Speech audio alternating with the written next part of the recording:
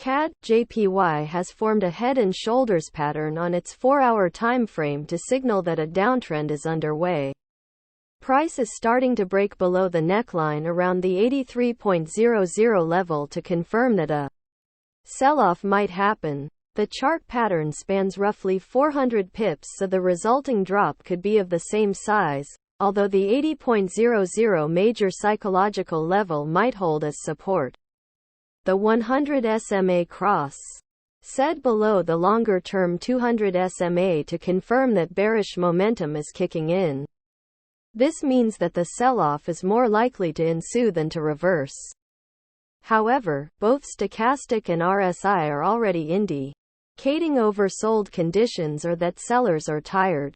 Still, price action would likely be driven by the outcome of the OPEC meeting later this week.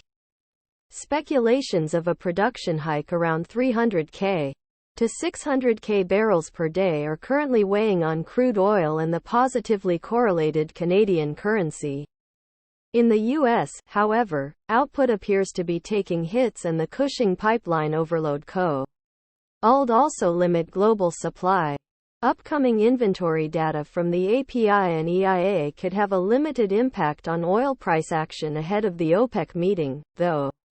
Apart from that, trade war troubles continue to weigh on the Canadian currency even as China is hogging the spotlight with tariffs at the moment.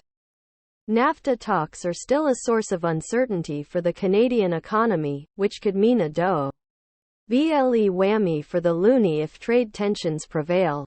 Meanwhile, the Japanese yen is drawing support from the return in risk aversion owing to these spats.